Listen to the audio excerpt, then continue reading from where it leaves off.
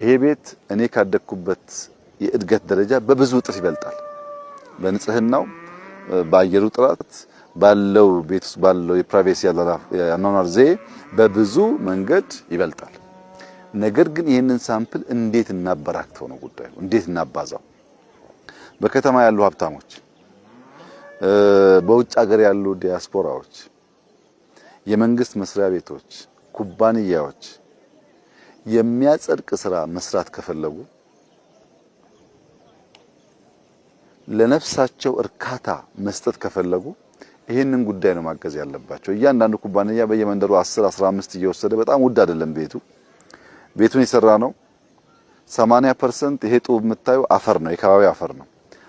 10-15% ሲሚንቶ ይቀላቀልበታል። አብዛኛው ሪሶርስ ሎካል ነው። ከቆርቆሮ ከሶላር ውጪ አብዛኛው የምታየው ጉዳይ ሎካል ነው።